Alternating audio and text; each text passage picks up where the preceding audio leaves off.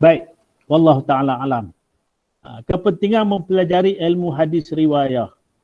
Cuba baca tengok. Apa kepentingannya? Redha, cuba baca Redha. Kepentingannya?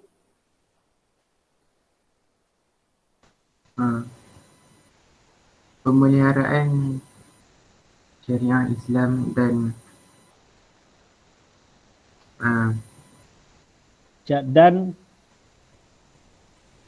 tu apa tu? Penetapan hukum.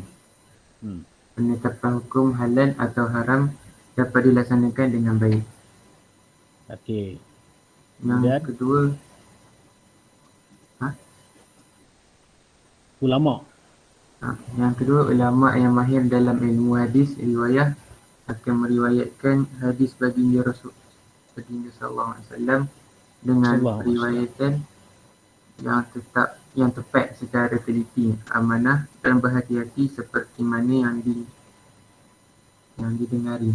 Yang didengari. Maknanya tidak ada tokok tambah.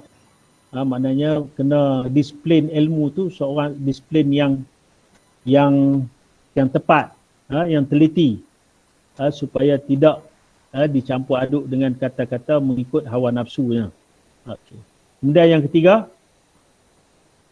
ulama ilmu hadis merekod semula apa yang disalin tanpa penambahan dan pengurangan perkataan atau ayat. Okey. Itu hadis riwayah. Kemudian setiap hukuman dan undang-undang syariah yang disampaikan lebih praktikal dan mengikut sunnah Rasulullah SAW dengan betul dan tepat. Okey, apa yang Nabi sebut dalam apa yang Nabi sabda tu merupakan dia menjadi satu hukum, satu undang-undang. Maka sudah tentulah kena sampaikan benda itu dengan betul dan tepat. Itu dari segi kepentingan kita mempelajari ilmu riwayah. Tujuan yang utamanya ialah kita nak tetapkan hukum tentang halal ataupun haram. Kemudian Ayun, cuba baca kepentingan mempelajari ilmu hadis dirayah pula Ayun. Nombor 1, memastikan umat Islam selamat daripada penyelewengan dan kesalahan apabila menerima dan menyebarkan hadis. Baik. Yang kedua, ni apa dia ni maksudnya? Maknanya supaya kita ni kita bukan berpegang satu-satu itu dengan cara taklid. Tapi kita hari ini bila kita baca satu kitab hadis tu dia akan tulis di bawah tu kan, muttafaqun alaih ataupun rawahul Bukhari ataupun rawahul Muslim. Maknanya kita ni berbaik sangka. Boleh. Kerana apa yang diriwayatkan oleh Sahih Bukhari tu maknanya rawahul Muslim tu yang dia ambil hadis tu dengan secara yang sahih. Dengan cara yang betul mengikut disiplin ilmu dia. Ataupun muttafaqun alaih, bila sebut dalam kat bawah tu, bila sebut hadis tu kita akan jumpa tulis muttafaqun alaih. Makna ittifaq, disepakati hadis tersebut. Makna ittifaq, siapa yang ittifaq? Maknanya Bukhari dan Imam Bukhari dan juga Imam Muslim. Maknanya kita berbaik sangka dengan imam yang terdahulu. Yang keduanya apa? Membezakan antara hadis sahih dengan maudhu' daripada sumber pengambilannya. Maknanya peranan dirayah ni dia nak kategori hadis ni. Sama ada hadis ni maudhu', hadis ni sahih ataupun hadis ini maudhu', hasan ataupun da'if. Kategori. Ulama dia akan kategorikan hadis tersebut. Kalau hadis sahih, maknanya dia boleh dibuat hujah. Kalau hadis hasan, boleh dibuat hujah lagi. Hujah dan beramal. Kemudian kalau hadis da'if, tidak boleh dibuat hujah tapi dibolehkan beramal mengikut ulama Imam Nawawi rahimahullahu ta'ala. Baik. Kemudian yang ketiganya, apa dia? Ayut? Hadis terpelihara daripada sebarang campur aduk unsur asing. Maksudnya tidak ada campur, tidak ada tokok tambah. Seperti mana ada setengah-setengah hadis palsu tu, dia menokok tambah dengan tujuan untuk backup ataupun menyokong pegangan-pegangan yang mereka pegang, macam Syiah, golongan Syiah. Banyak timbul daripada bidang Syiah ni supaya orang menyokong mazhab dia, maka dia buatlah hadis ni. Hadis ni hadis yang dikata hadis padahal dia bukan hadis. Ni timbulnya golongan Syiah. Baik. Ada soalan? Tindakan untuk menggunakan ilmu hadis riwayah dan dirayah sebagai panduan dalam kehidupan. Maka kita mengkaji ni dengan tujuan kita nak selamat, supaya kita berpegang, kita beramal dengan apa yang kita yakin. Hadis merupakan sumber syariat Islam, sumber yang kedua selepas daripada Al-Quran. Manakala ilmu hadis pula berfungsi untuk memastikan hadis Rasulullah SAW kekal sebagai rujukan umat Islam. Sewajarnya kedua-dua elemen ini perlu dimanfaatkan sebaik mungkin untuk mendapat rahmat Allah dunia dan akhirat. Berikut adalah tindakan yang perlu diambil untuk mencapai matlamat tersebut. Jadi dari segi tindakannya, apa yang perlu kita buat? Yang pertamanya dari segi individunya, maka kita ni sebagai umat Islam hendaklah membaca dan mempelajari kitab hadis seperti Sunan Sittah daripada guru-guru yang muktabar, guru-guru yang diiktiraf. Sebab tu orang ambil ni, dia ambil dari segi sanad semua. Dia guru dengan guru yang muktabar, guru yang hebat. Murid hendaklah mendalami ilmu sebagai asas dan acuan terbaik untuk memahami agama. Dari segi individunya, bukan kata murid, semua orang kena mendalami ilmu ini sebagai asas untuk kita memahami agama. Faham hadis, faham Al-Quran. Kerana hadis ini salah satu daripada kita berpegang pada hadis, kerana hadis ni dia menafsirkan apa yang ada dalam Al-Quran. Contohnya cara kita berwudu kan. Kemudian cara kita semayang, cara kita buat haji, manasik, semuanya dicerita dalam hadis Nabi SAW.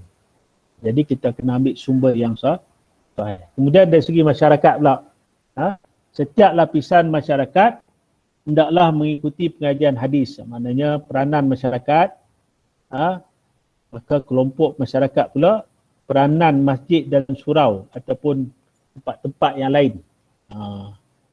Di situ ada pengajian hadis, maka masyarakat kena mendalami ilmu yang berkaitan dengan ilmu hadis tersebut. Yang keduanya, anggota masyarakat perlu bertanya merujuk kepada orang yang pakar, orang yang rasikh, yang mempunyai kemahiran tentang ilmu-ilmu tersebut, terutamanya ilmu hadis, supaya tidak terpesong daripada ayat Islam yang sebenar. Jadi kita nak ambil ilmu ni kena cari orang yang betul-betul ilmu. Kerana apa? Tengah orang hari ini dia berpegang kepada, dia taksub kepada pemimpin. Bila dia bertaksub pada pemimpin, maka dia tidak bersumberkan kepada hadis-hadis Nabi ni. Ni timbul ya. Jadi kita ni bila timbul pada pemimpin ni, pemimpin yang tidak ada ilmu, maka dia akan buat sesuatu itu bertentangan dengan ajaran Islam. Jadi kita kena pegang dengan bidang ni, kena tanya orang yang lebih alim. Bukan tanya pemimpin. Kena tanya orang yang lebih rasikh, yang lebih faham dengan, yang lebih faqih dengan ilmu tersebut. Dari segi tindakan pula, kerajaan perlu buat apa? Tadi individu, masyarakat. Maka kerajaan, badan-badan kerajaan perlu bergerak aktif menterjemahkan karya berbahasa Arab ke dalam bahasa Melayu, ke bahasa Melayu untuk memudahkan umat Islam membuat rujukan. Ini peranan kerajaan supaya orang kenal hadis, tahu hadis, faham hadis. Maka kita ni bukan semua yang boleh faham bahasa Arab. Maka ni tugas kerajaan, panggil orang yang bijak untuk menterjemahkan bahasa Arab ke dalam bahasa Melayu.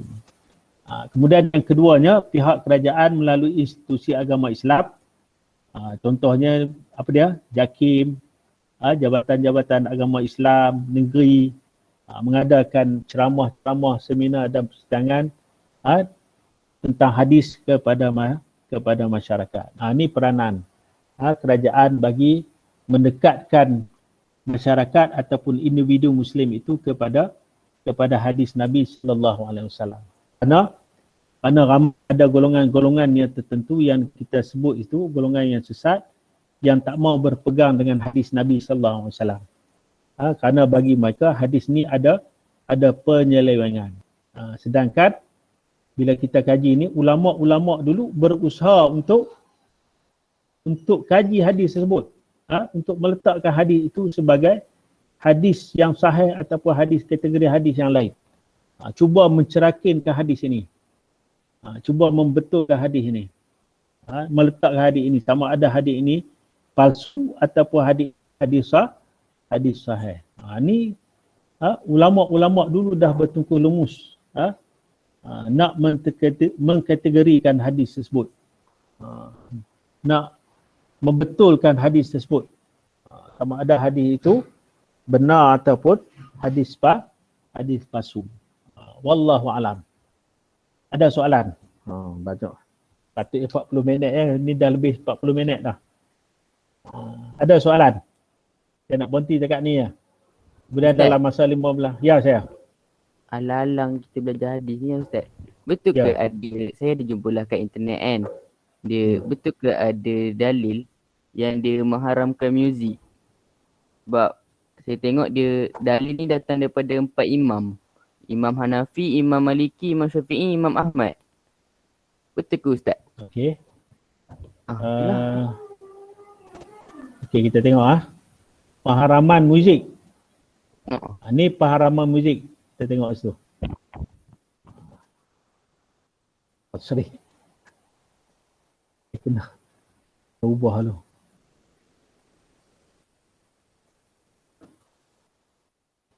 Dia muzik ni dia jadi satu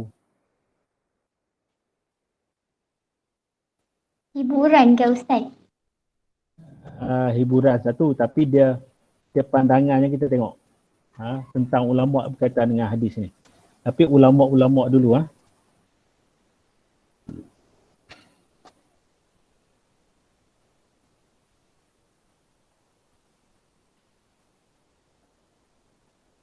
Ustaz, yang atas sekali tu kan saya pernah tengok juga hadis yang tu. Dia ada tulis mahram ara alat muzik. Okey. Alat-alat muzik ni ada alat-alat yang bentuk macam gemerincing ni. Ada alat-alat yang diharamkan pada pandangan ni. Kita tengok Islam dan muzik. Okey. Islam merupakan sebuah agama pertengahan. Dari segi spiritual dan rohani. Okay, terdapat satu hadis berkenaan salah seorang sahabat Rasulullah SAW, iaitu bernama Hanzalah radhiyallahu anhu, merasa takut dirinya telah menjadi munafik kerana beliau merasa lalai daripada mengingati Allah dengan berhibur bersama keluarga beliau setelah sebelumnya bermuhasabah dalam majlis bersama Nabi SAW. Baginda bersabda, ya Hanzalah, sa'atan wa sa'atan walau kanat takunu qulubukum kama takunu 'indal dzikri la safahatkum al malaikatu hatta tusallimu alaikum fit turuq. Wahai Hanzalah, ada masa untuk urusan keduniaan, ada masa untuk beribadah, dan jika hati kamu sentiasa sama seperti kamu sedang mengingati Allah Ta'ala, para malaikat akan bersalam denganmu dan memberi salam kepadamu di pertengahan jalan. Maknanya bersandar pada hadis tersebut, Imam Nawawi suatu tafsir hadis ini turut diriwayatkan oleh lafaz berbeza dalam Sahih Muslim. Beliau menjelaskan bahawa tidak dituntut untuk beribadah sepanjang masa. Kerana itu Hanzalah merasa dirinya telah munafik kerana lalai. Rasulullah SAW menjelaskan bahawa ada masa diperuntukkan untuk ibadah, ada masa juga diperuntukkan untuk kehidupan dunia dan berhibur bersama keluarga. Ini sandaran daripada hadis tersebut. Ketika mana berlaku Hanzalah ni dia dengar ceramah kuliah Nabi dan bila balik dia berhibur dengan keluarga. Jadi tak menjadi satu kesalahan. Tapi yang kata jadi kesalahannya apabila dia bercampur dengan yang bukan keluarga. Itu jadi dia jadi haram balik. Kerana percampuran, hiburan yang melalaikan. Setiap benda ni, kita hidup atas dunia ni sebenarnya semua ibadah. Hiburan juga satu ibadah. Tapi hiburan yang tidak melalaikan. Kemudian ada hadis asar. Asar ni yang diriwayatkan oleh sahabat. Rawihul qulub sa'atan wa sa'ah. Rehatkan hati-hati kalian, ada masa untuk urusan dunia, ada masa untuk akhirat. Jadi prinsip dia kena tengok balik. Ni ulama contemporary ni, Dr. Yusuf Khadawi ni, hukum asal semua dibolehkan. Tapi macam mana pula boleh jadi haram, boleh jadi halal? Kita kena tengok dulu. Dari segi hiburan, tengok macam mana. Hiburan yang bercampur aduk laki perempuan, itu semua dia boleh jadi haram. Kalau ada perbuatan dalam hiburan tu dia terlalu memuja makhluk, maka dia boleh jadi haram. Wallahu alam. Maknanya hiburan ni ada masa kita nak beribadah, ada masa diri kita ni nafikan kita ni ada naluri, ada nafsu. Maka dibolehkan. Tapi jangan sampai dia melalaikan. Jangan sampai melalaikan. Wallahu alam. Rawihul qulub sa'atan wa sa'ah. Rehatkan hati-hati kalian. Ada masa untuk urusan dunia, ada masa untuk urusan akhirat. Okey, boleh Akid? Betul lah Ustaz. Saya pening nanya sebab adalah dekat internet ni, dia dekat IG tau. Apa nama Ustaz itu, Ustaz Aiman Bana. Dia nama Ustaz tu lah Aiman Bana. Dia keluarkan dalil yang dia cakap dalil tu dia memang mengharamkan terus semua jenis alat muzik. Lepas tu dalil tu keluar pada empat mazhab. Daripada Imam Syafi'i, Imam Hanafi, Imam Maliki, Imam Mudah.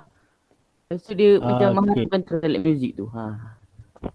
Okey. Ni sini Ustaz, sebut. Ustaz Bana tu yang tu ke? Yang Ustaz palsu tu ke? Yang Ustaz Bana tu mungkin yang jadi kontroversi sekarang ni. Orang kata dia Wahabi. Dia kontroversi. Jadi ulama-ulama ni dia ada sifat tasamuh dia. Dia ada sifat yang kita kena fikir sesuatu. Tapi tidak lari daripada prinsip. Dalam ulama-ulama ada karang juga. Yang berkaitan dengan alat muzik. Disebut sebagai al-malahi yang beri maksud yang sama. Al-mufrad, mi'zaf. Kami mulakan perbahasan dengan muka takrif istilah muzik ni. Ni jenis-jenis muzik lah. Yang di kalimah-kalimah muzik ni. Nama-nama alat muzik. Tak seruling. Seruling, al-mizmar seruling, al-autar gitar, al-ud, sejenis alat muzik yang bertali seperti gambus. Yang disebut dalam kitab-kitab hadis, dalam hadis dan kitab para ulama. Al-thumbur, yang bertali seperti gambus. Ni semua ni muzik dia perkataan daripada bahasa Greek. Dia ada fatwa. Pandangan ulama beserta dalil, memang ada fatwa yang mengharamkan muzik dan nyanyian.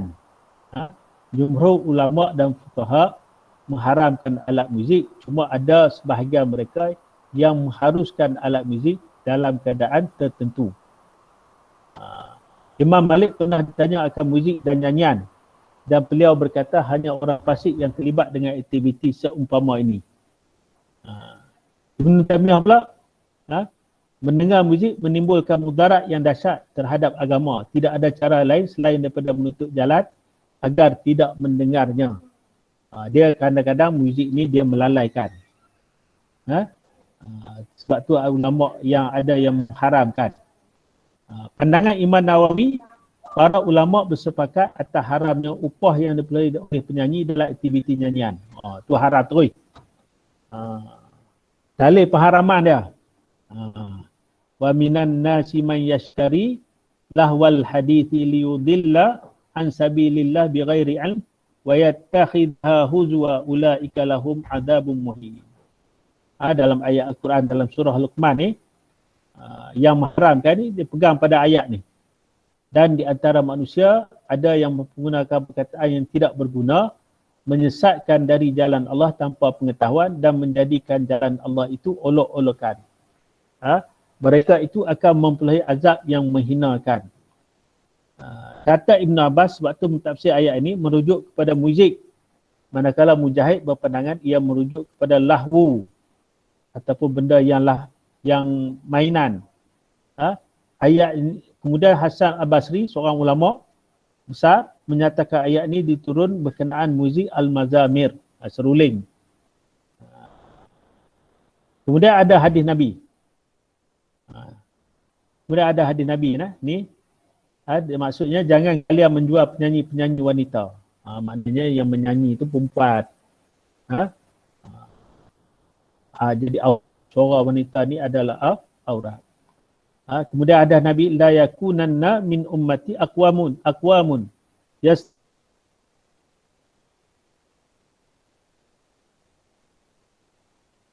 akan di antara umatku satu kaum yang menghalalkan zina, sutera dan alat muzik. Ni hadis-hadis yang cerita tentang pengharaman. Sebab tu ulama berpegang dengan haram. Tapi ada fatwa yang mengharuskan. Ibn Hazm, Abu Bakar Arabi kan. Dia pegang pada benda-benda yang macam ni. Pegang pada hadis innamal a'malu binniyat wa innamal likulli imrin ma nawa. Jadi pandangan Khulasah dia ada pandangan yang kata harus muzik. Aisyah mempersiapkan seorang wanita untuk dinikahi seorang lelaki. Sallallahu alaihi wasallam bersabda, wahai Aisyah, tidak adakah sebarang hiburan dalam majlis perkahwinan ini? Sesungguhnya kaum Ansar amat menyukai hiburan. Ni Sahih Bukhari. Maknanya ada dua. Jadi kita nak pegang macam mana?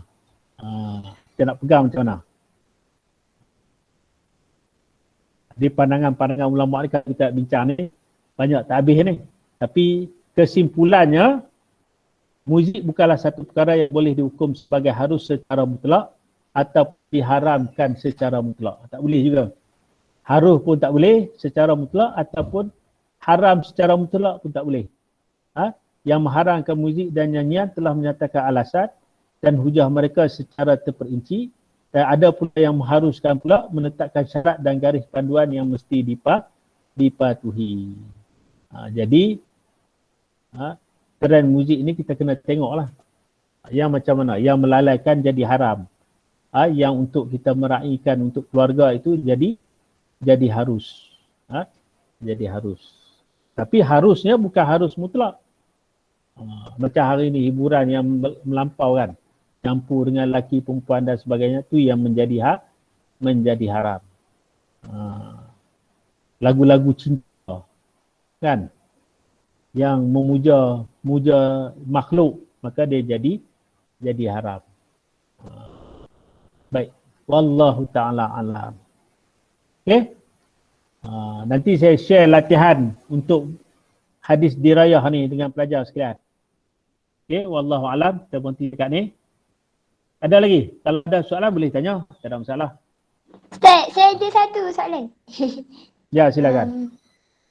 Kan Ustaz cakap kalau kalau perempuan menyanyi kan haram sebab aurat.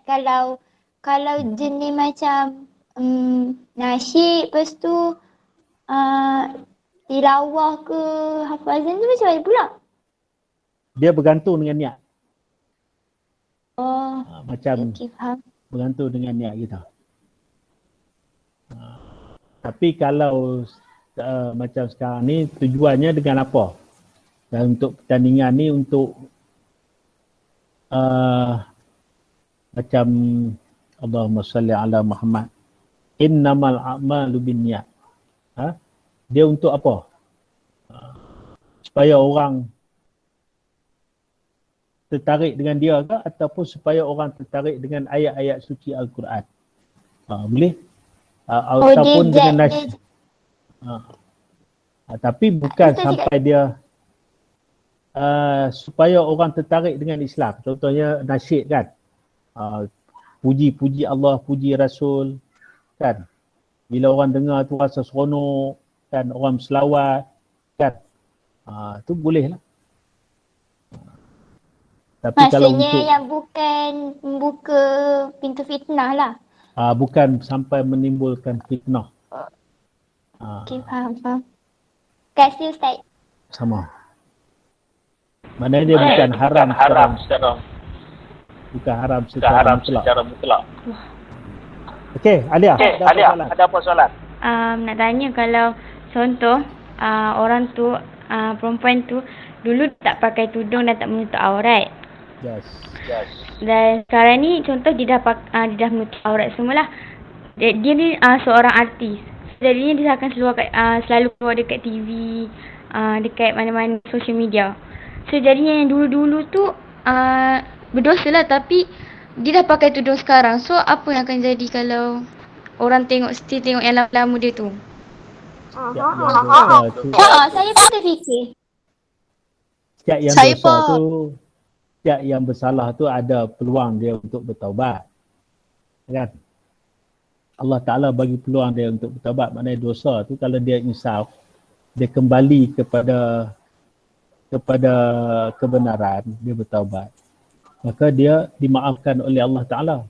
Dosa dia tu diampunkan oleh Allah Ta'ala. Tapi dengan yang dipertontonkan balik ataupun dirakaman dipertontonkan balik lah perbuatan-perbuatan yang lalu tu kan, maka dia sebenarnya kalau dia tidak redha bukan dia berdosa. Mungkin penerbit dia berdosa kerana dia buka balik cerita dia tu, mendedahkan balik aib dia tu. Dia yang sudah sepatutnya dia tak payah dah dia mendedah penerbit yang nak buka highlightkan cerita-cerita yang berkaitan dengan ada gambar dia, ada dia punya lakonan dia. Sepatutnya begitu. Saya yakin kalau orang yang macam tu dia kembali kepada tuntutan Allah Ta'ala, dia pun tak redha dengan apa yang dipertontonkan balik perbuatan dia dulu. Kan? Wallahu a'lam. Jadi dia tu tak ada dosa lah. Sebab dia dosa, dia dah bertaubat dah. InsyaAllah mudah-mudahan Allah Ta'ala terima taubat dia tu. Tapi yang jadi masalahnya, orang pula pertontonkan balik lakonan-lakonan dia, nyanyian-nyanyian dia dulu. Tu orang tu lah yang jatuh dosa. Kan? Dia buka aib balik. Dia mendedahkan keaiban balik. Padahal orang tak tahu. Tak tahu jadi tahu. Oh, dia ni tak pakai tudung dulu. Begitu. Ustaz. Ya, saya. Tapi kalau kan saya kata mungkin pihak production tu yang salah semua kan. Kalau lah ada orang ni macam contoh orang ni dah pakai dia macam dah pakai pudar apa semua lah kan. Lepas tu ada orang masuk gambar waktu dia tak pakai pudar atau waktu dia tak tutup aurat, tapi dia tak marah perbuatan tu dan dia macam jawab macam perempuan tu satu masuk kat story IG ke, lepas tu dia balas story IG tu. So maknanya dia tak marah perbuatan orang tu menyebarkan video lama dia. So itu kira dia berdosa juga ke apa Ustaz? Jadi kalau dia tak marah tu maknanya dia redha. Dia seronok lah. orang puji dia gitu dalam keadaan yang tidak tutup aurat. Kan? Tak boleh Jadi dia kena suruh, patutnya dia suruh delete lah kalau dia tidak redha tu. Kan? Dia suruh delete lah. Dia suruh padamkan gambar-gambar dia tu. Kalau dia dah bertobat dah Instagram gambar-gambar dia tak pakai tudung dulu, maka dia kena delete lah. Itu baru dia kata taubat tu. Kembali kepada fitrah. Setiap benda, setiap manusia ni melakukan dosa. Setiap dosa itu dihapuskan dengan taubat. Alhamdulillah. Hari ni kita ada semua perjumpaan. Ada siapa yang tak masuk ni? Semua pelajar kita 16 orang ke? 16 orang lah? Ya. Tinggal tolak seorang. Anissa dah tak ada. Tidak 17. Tinggal 16. Okay, Alhamdulillah. Kehadiran semua. Okey, buka semua ni saya nak apa? Ambil gambar. Buka kamera. Saya nak snipe. Plus sebagai bukti. Dah buka belum? Halili mana Halili? Halili buka kamera Halili. Saya nak ambil gambar. Belum berakhir.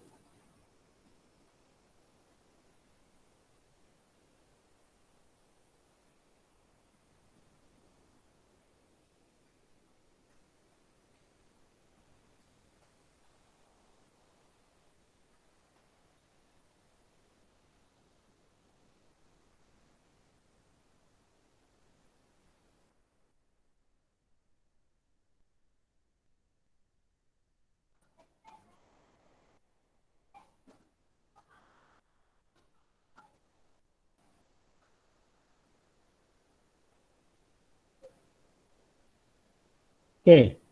Saya tak buka lagi semua. Buka kamera. Rabiatul. Adina. Oyun. Okey. Semua. Alia. Seti, Ani, Masarah, Nur Syakira, Adina, Najwa.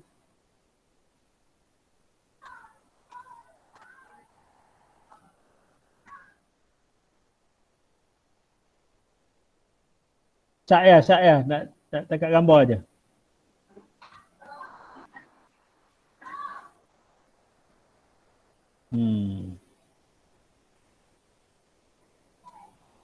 Wah, Syak.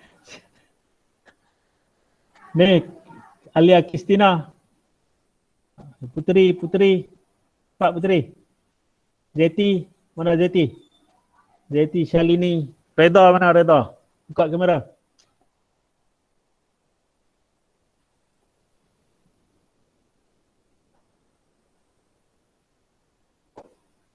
Okey, tengok semua. Tengok.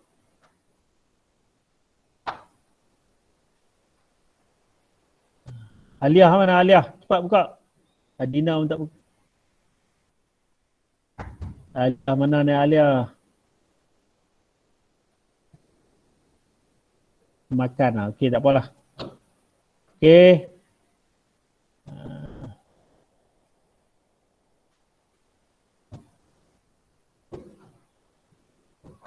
Okey. Terima kasih. Terima kasih Ustaz. Sama. Terima kasih Ustaz. Lagi. Allah.